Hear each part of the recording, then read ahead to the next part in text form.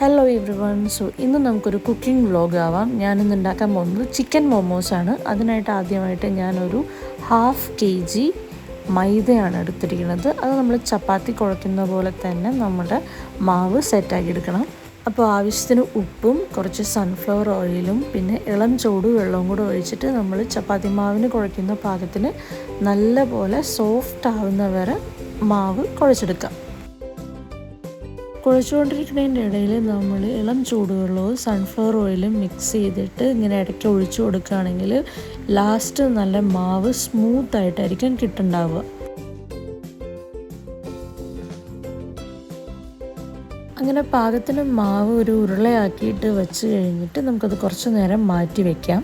മാവിൻ്റെ മുകളിൽ ഇതുപോലൊരു നനഞ്ഞ തുണി ഇടുകയാണെങ്കിൽ നമ്മൾ കുറച്ച് കഴിഞ്ഞ് മാവ് നോക്കുമ്പോൾ നല്ല സോഫ്റ്റായിട്ട് കിട്ടും. അടുത്തതായിട്ട് മോമോസിൻ്റെ ഫില്ലിംഗ് ഉണ്ടാക്കാനായിട്ട് ചീഞ്ചട്ടിയിൽ കുറച്ച് സൺഫ്ലവർ ഓയിൽ ഒഴിക്കുക.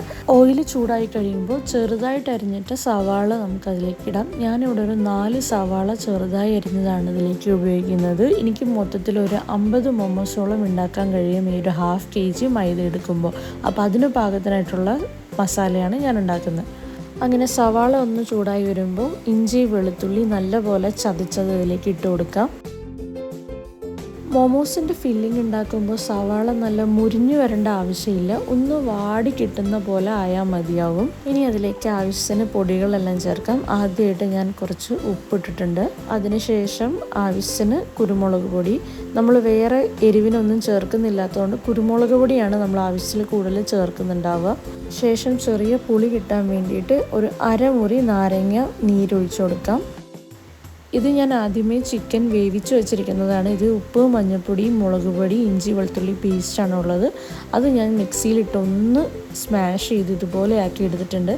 അങ്ങനെ ചിക്കൻ്റെ മിക്സ് ഉള്ളത് നമ്മൾ ഈ സവാളയിലേക്ക് ഇട്ട് കൊടുക്കും. അതിനുശേഷം ഒരു ഇത്തിരി മല്ലിയില ഇട്ടിട്ടുണ്ട്.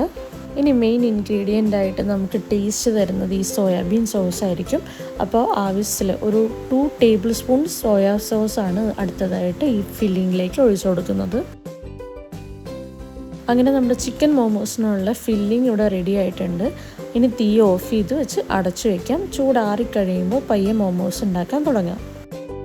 മിനിമം 3 hours അടച്ചു വെച്ചിട്ടുള്ള മാവ് പയ്യെ നമ്മൾ തുറന്നിട്ടുണ്ട്. നല്ല സോഫ്റ്റായിട്ടാണ് നമ്മുടെ മാവ് കിട്ടിയിരിക്കുന്നത്. നമുക്കതിന് ചെറിയ ഉരുളകളാക്കി എടുത്തിട്ട് പയ്യെ ഓരോ കുഞ്ഞു കുഞ്ഞു റൗണ്ടിൽ പരത്തിയെടുക്കാം.